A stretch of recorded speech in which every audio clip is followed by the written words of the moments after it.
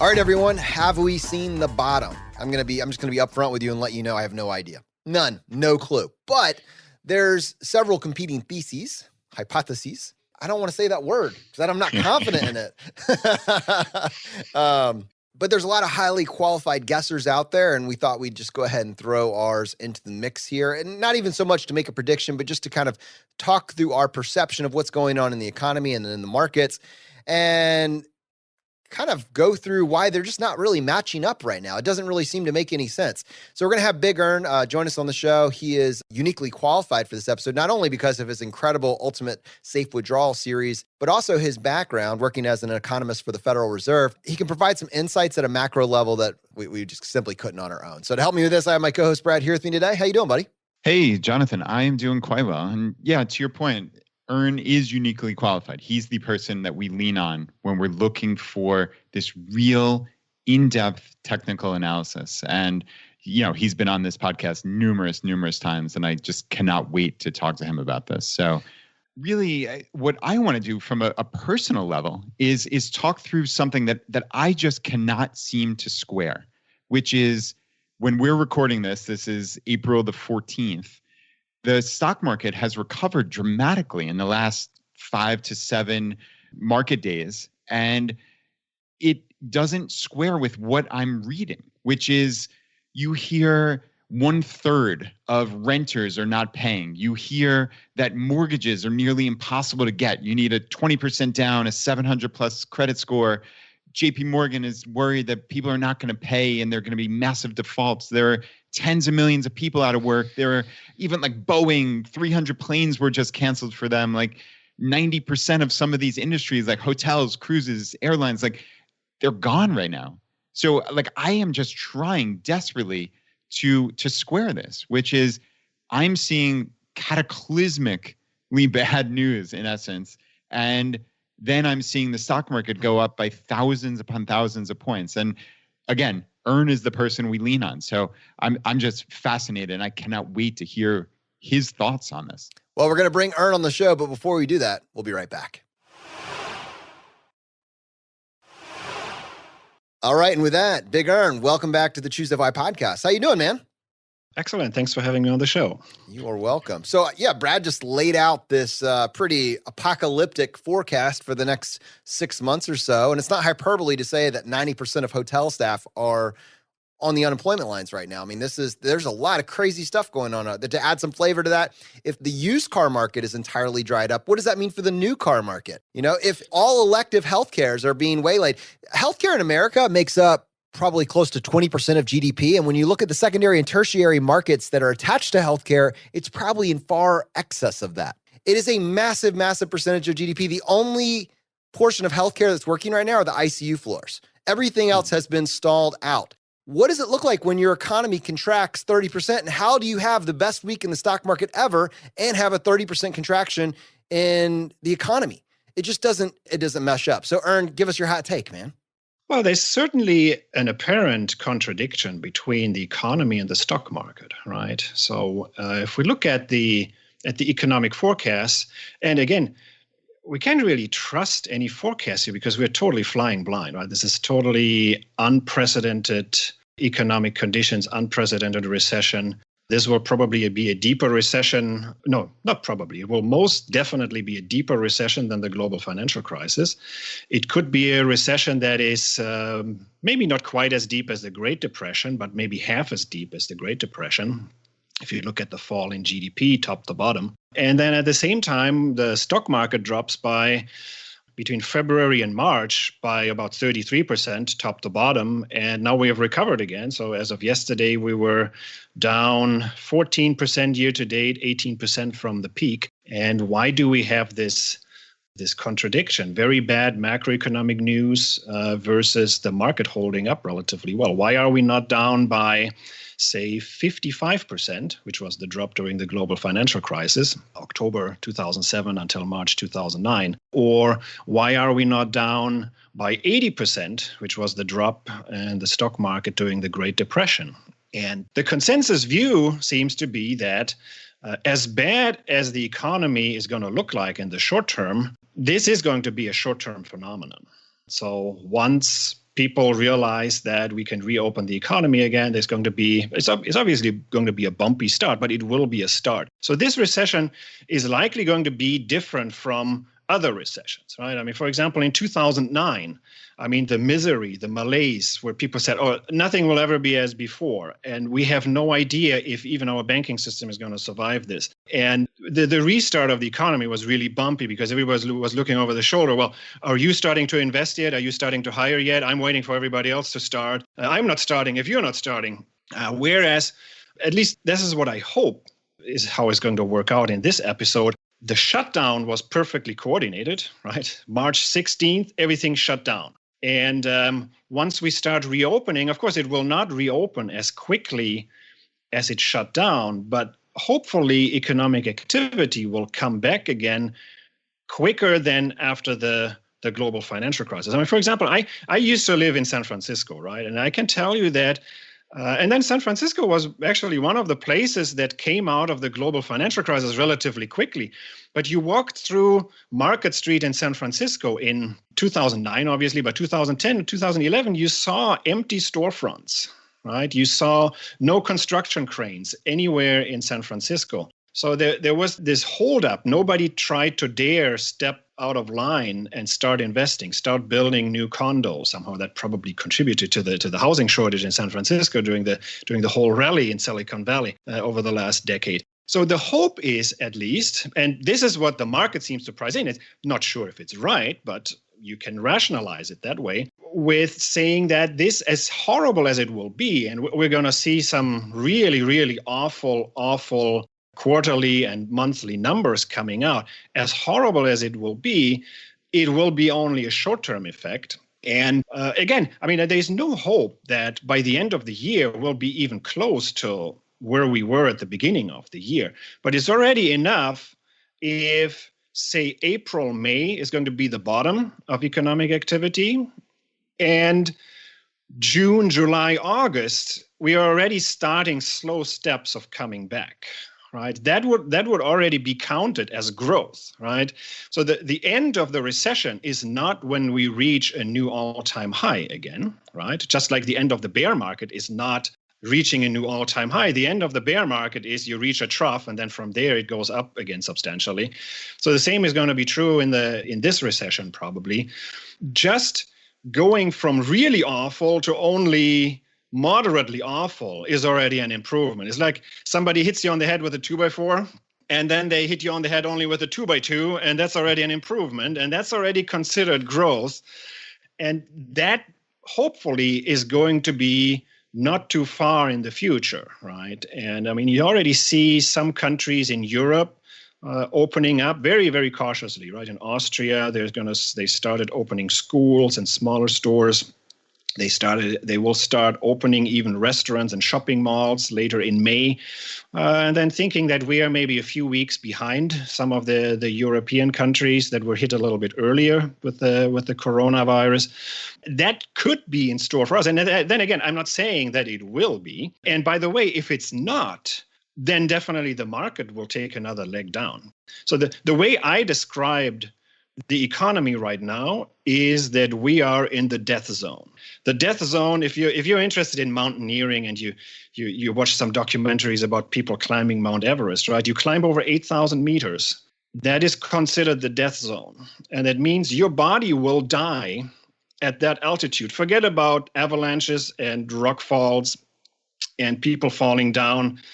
Just physiologically, your body will slowly die at that altitude. If you were to set up a Four Seasons hotel on the peak of Mount Everest, and you take out all the risks from mountaineering out of the equation, just the altitude is going to kill you there, right? So that's why we'll never have a hotel at the peak of an 8,000er.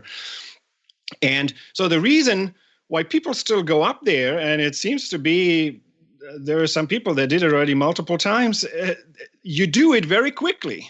Right, you go into the death zone. You hope that you don't do too much damage while up there. You don't try to stay overnight. You get up there and down back to your Camp 4 or Camp 3. And if you keep it as short as possible, you cross your fingers that you don't do too much damage to your health. And this is how we probably have to think about the economy. we can obviously shut down the economy for a short enough time. In fact, we shut down the economy every year, and it's called December 25th, Christmas Day, right? The GDP on Christmas Day is probably pretty darn close to zero. Banks are closed, stock market is closed, Costco is closed, probably Walmart. A lot of things are closed. I guess airlines are still operating on Christmas Day. It's a very light travel day, by the way. It's a good day to fly. But we do shut down the economy if it's short enough, and then we reopen it again on December 26th. No harm done at all. If we do it for a week or 2 weeks or 3 weeks, yeah, we will have damage, right? And there will be some permanent damage, and this will be bars, restaurants, cruise lines and airlines and hospitality industry. All of that will probably come out of this, and it will never be the same, and there will be some permanent damage. I have a tough time understanding why the presence or the awareness of a virus is going to change people's preferences for buying a new car next year. I can see how people have less appetite going on a cruise ship next year. I can certainly see that people are not lining up at the car dealerships right now, but people will still buy cars. They will just buy more later. So if we keep this short enough and we keep this death zone experience short enough, and sadly, we don't know what is the right length and what is the safe length of staying in this death zone. I guess on Mount Everest, there's some guidelines. I don't think you don't want to spend more than a night up on Mount Everest. If you do more than that, you're probably going to die. You fall asleep and you never wake up. But we don't have any good data for how the economy is going to respond to this very extended and very deep shutdown. I mean, obviously, the first round effects is that a lot of bars, restaurants, hotels, casinos, cruise lines, and so on will hurt really badly. Some will go out of business. But again, if we keep this death zone experience short enough, we may just keep the damage to the economy and the stock market small enough and contained enough. But then again, if we keep up the shutdown too long, then obviously even some other business sectors and industries will feel the pain, right? Because they rely on customers buying cars. And if we have a huge wave of bankruptcies and mortgage foreclosures and all of that stuff comes through again. So that would again hamper the restart of the economy. Again, think back in 2009 and 10. Why was that such a bumpy start? You still had millions of people with houses that were underwater. Your mortgage was underwater. You can't sell your house. You're stuck in a mortgage that is worth more than your house. You can't sell it. So that definitely hampered the recovery. There were some people that lost their house to foreclosure, right? Their life savings were gone. Their down payment is gone. So this is the optimistic scenario that we're looking at. Yeah, I mean, we'll have some pain, but the pain right now is, yeah, I mean, there are going to be a few million people, probably tens of millions of people that have maybe 2, 3, 4 months worth of living expenses on their credit cards. And that will take some time to get out from that. But it's not as extreme as, say, the housing crash in 2008-9. So that's the way I think about it, how I would rationalize the horrible economic data releases that are going to be around the corner, right? I mean, we have 6 million unemployment claims, and that's a weekly number, right? So 6 million, that is 4% of the labor force. So we lost that 2 weeks back to back. And then there was a week before that where we lost 3 million. So it's just absolutely mind-blowing. And so that's what I mean by the death zone. I mean, this is not sustainable, right? I mean, we cannot keep this up for much longer. But apparently the market believes that this is not going to last that much longer. Well, that belief, I want to talk about that because when you're talking about a recession, the recessions have characteristics. They have shapes that are attached to those based on how quickly they bounce back. And, many of us, the optimistic ones in this audience say, I think it's going to be a V-shaped recovery. Goes down, comes right back. We're good to go. Let's move on with our lives. But there are other shapes, and I'm just curious if you could kind of talk to our audience about what those other shapes are and how we would slip into a different one of those categories. Yeah, so the U shape That is a little bit of what I described earlier. That was basically the recovery out of the global financial crisis. So again, you find a bottom, and the bottom was the second quarter of 2009. So June 2009 was declared as the end of that recession. But the recovery was very bumpy, and that could be in store for us. But again, we had a coordinated start of the recession, and there might also be a coordinated start of the recovery again. And then again, if we didn't do as much damage to the economy and as much damage to, say, the plumbing of financial markets as we did, say, during the global financial crisis, right? Banking, the large financial institutions going under, like Lehman Brothers, AIG almost going under, Bear Stearns was almost went under, had to be sold. So I think if we, again, with this death zone analogy, I think there is some hope that we might have a V-shaped recovery. And then I'll give you that. I absolutely believe that the V-shaped does not mean we go from a level of 100 in February 2020 to a level of 80 or 85 at the bottom in May or June, and April, May or June, depending on where the trough is, and then back to 100 again with that same slope going up. I could see that where it is basically a bit of a tilted V, where the recovery is maybe not quite as fast as the drop. And I can also see that there will be some permanent damage. So we go from $100 in February, $100 GDP to 80 or 85 in May. And we might get back only to 95 by December. I think that would still be a huge success if it were to work out that. And then it doesn't look like a V anymore, right? So the second leg of it is still a relatively swift recovery, but it doesn't recover all the way, and it doesn't recover quite all the way to the top. And then obviously a U would be, we fall from 100, we go down to 80 or 85, and then at the bottom, we're basically just bouncing and bumping just sideways for a while before we go up again. So, and then the question is, how long is that bottom of that U? Could that last into the end of the year? Could that last for multiple years? I don't think it's going to last for multiple years. And then, of course, the other recovery is basically no recovery at all, right? So there would be an L shape. We go down very steeply, and then we're just stuck there.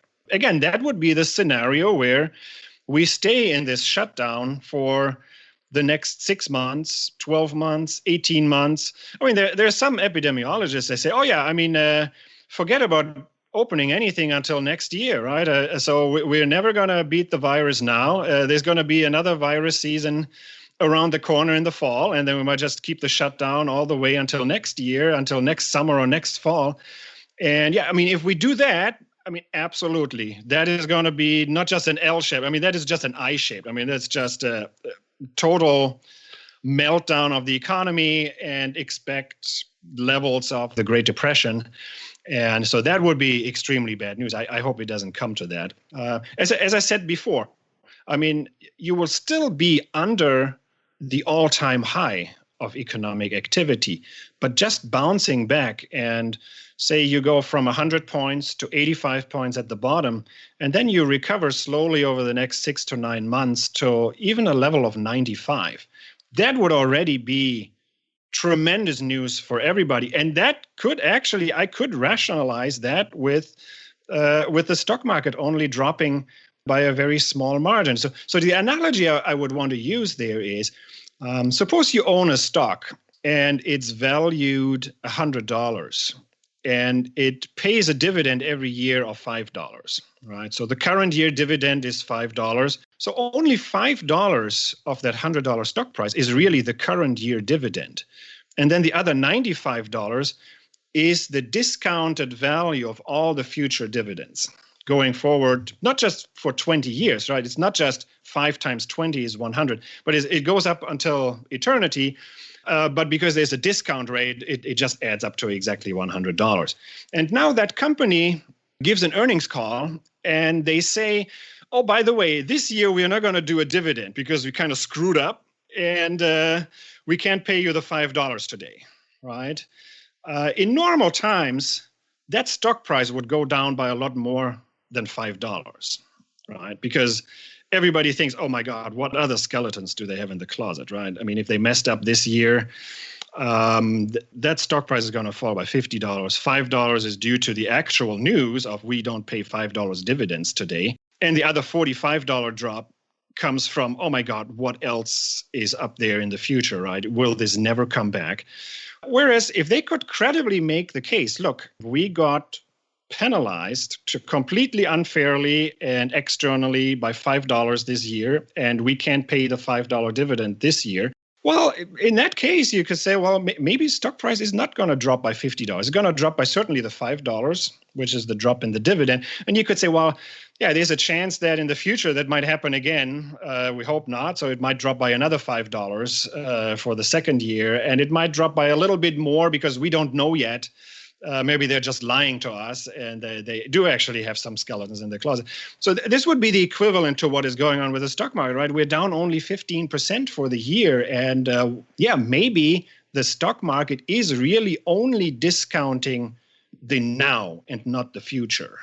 So that was the difference between now and the global financial crisis. Global financial crisis, oh my God, the banking system is never going to be the same. We have to be afraid. Lehman Brothers went under. Who is next? That's when people discount not just the present, but all the future is going to get a haircut of 50%. And that hasn't happened yet. And that's why probably even with this gnarly, atrocious macro news that's going to come out, people still have some hope that it will be bad in the short term. There might be some long-term effects, but the long-term effects are only going to be a few additional percent. But overall, the economy is going to recover eventually. All right, Carsten, got 2 to 3 more questions for you. And I know Brad wants to hop in with this being earnings seasons and this affecting dividends and all that sort of thing. But before I do that, we'll be right back.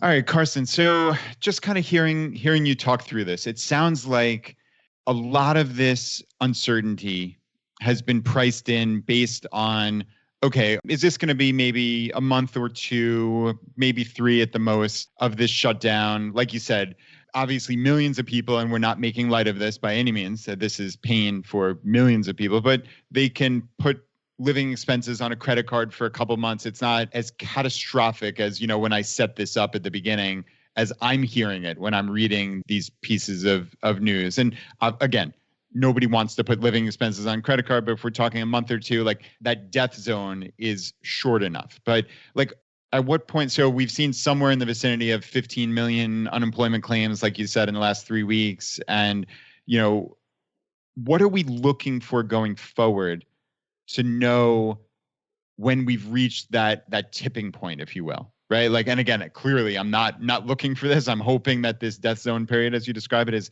extremely short and we come back. But like, if the health experts say we are going to have 12 to 18 months of these rolling shutdowns, or we hit 30 million unemployment, I'm just making up stuff here, but like, what are you looking for as an economist? Like, what would change your mind from saying like, okay, I understand this is a 15 to 20% drop in the market. This makes sense to me intuitively. Like, what would change either to the good or the bad that would make you look at this differently?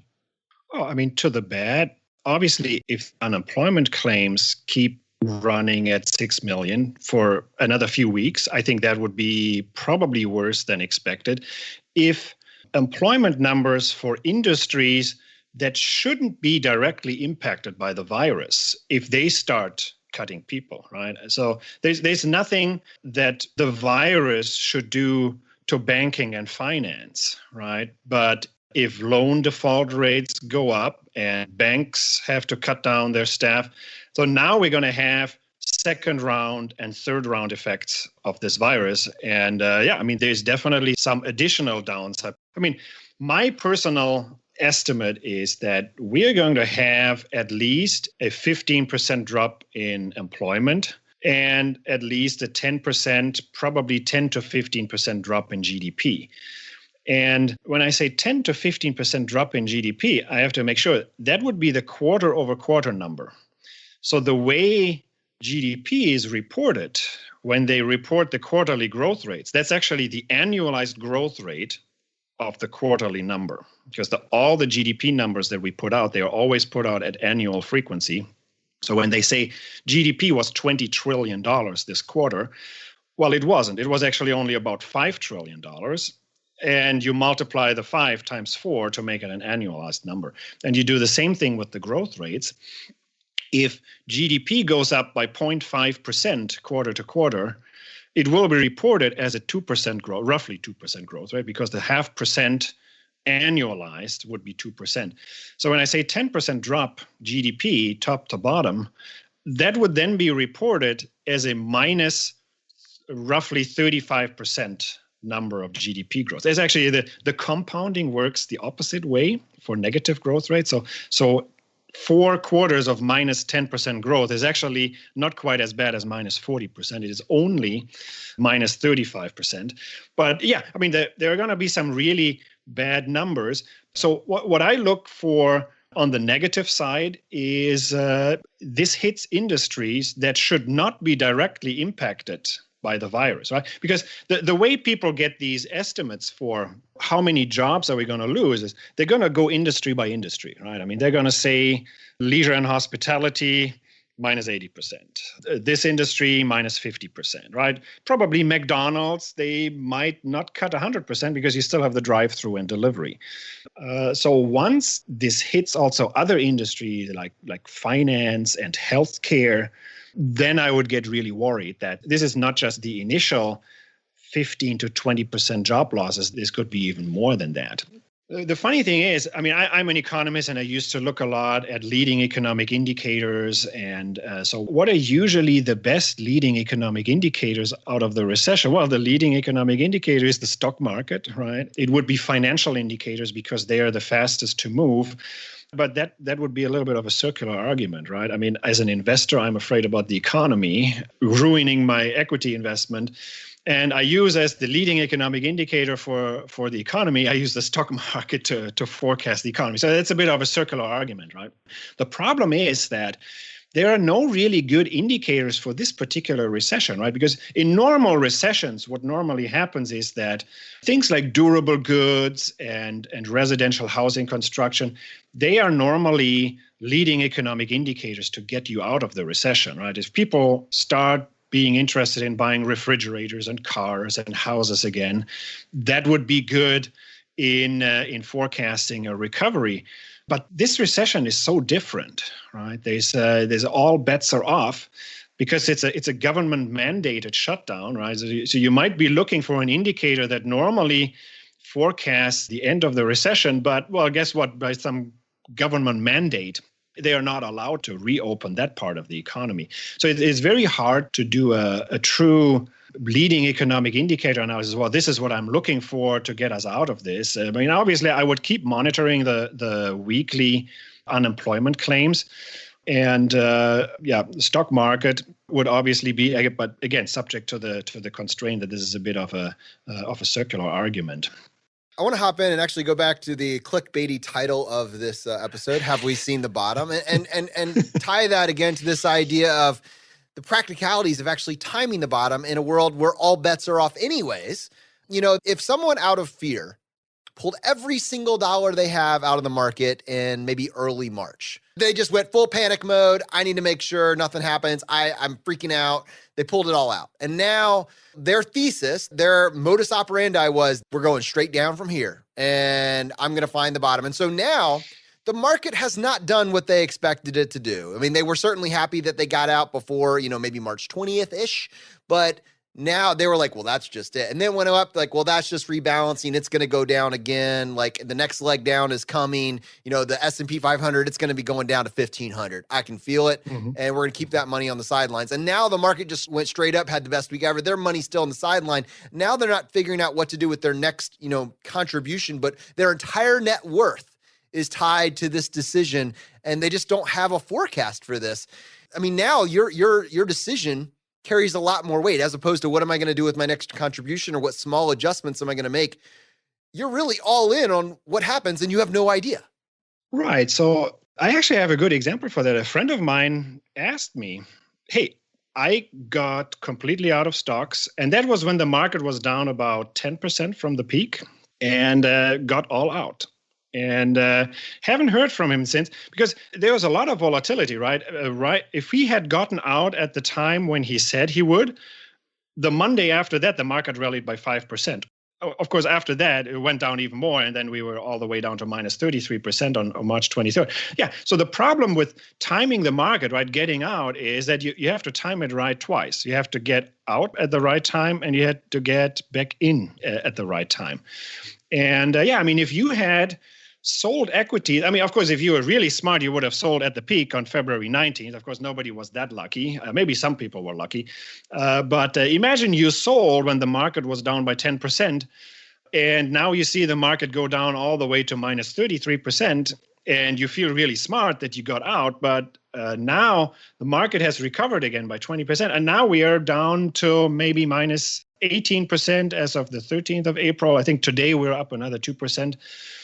So we're almost getting back to that level that we had in early March. So what do people do in that case? Do they buy in now for fear of missing the rally? Do they stay out and they hope that everything unravels? I hope that people are not that defeatist and say, I hope the market goes down again and goes down even below that low on March 23rd. Yeah, but again, so the problem is, if you try to time the market, you have to get it right twice. So a lot of people get what you call whipsawed by making these big moves and going all in or all out. So what I normally recommend is you don't do these kinds of moves all at once, right?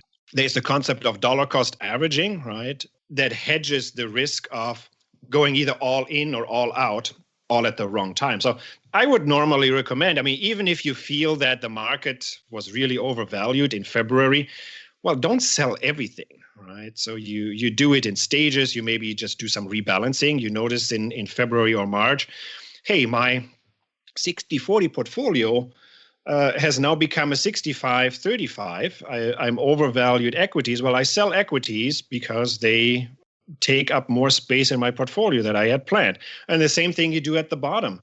When you face that kind of decline that we had in March, probably your target asset allocation called for you to shift out of bonds and into stocks, because stocks were beaten down so much and bonds had rallied.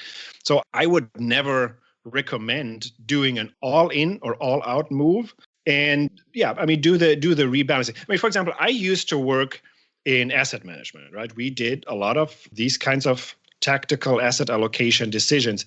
We would never have done an all-in or all-out move, right? This is all about making small moves, looking at small percentage-wise moves in asset allocation decisions. And the reason is that you never have that kind of precision where one day you were 100% equities and then the next day you suddenly go from 100% to 0%. That doesn't make any sense, and that exposes you to a lot of risk. It could go really well in some cases, or it could just blow up in your face in other cases. And then you might make some additional irrational decisions going over time where you got all out of your stocks and then the stock market rallies again, and then you get back in again, and then it falls again.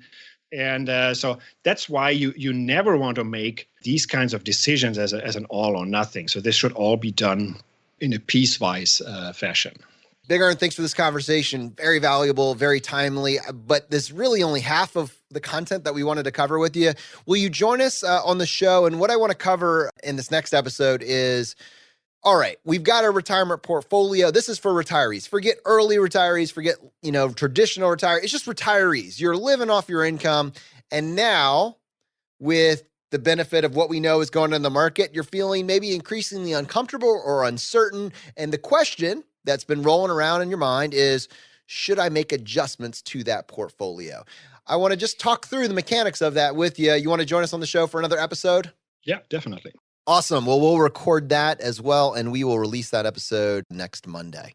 All right, everyone, thanks for joining us. Now, if you've been living under a rock and you have not yet checked out Big ERN's website and his fantastic resource, the Ultimate Safe Withdrawal Series, probably one of the more valuable resources you could find right now. Definitely go check that out. You can find Big Earn and that Safe Withdrawal Rate series at earlyretirementnow.com. That's earlyretirementnow.com. There'll be a link in the show notes. Big Earn, thanks for joining us on the show. Thanks for having me. To everyone listening, I hope you got value from today's episode. Please subscribe. Please subscribe if you have not yet already. It just lets us know that you're enjoying this content and you want us to produce more of it, and we will do so. If you're getting started on your own path to financial independence, just go to choosefi.com and look for the Financial Resilience Toolkit on the homepage. It's a list of resources that we have pinned there to help you during this trying time. Thanks so much for joining us, and we'll see you next time as we continue to go down the road less traveled.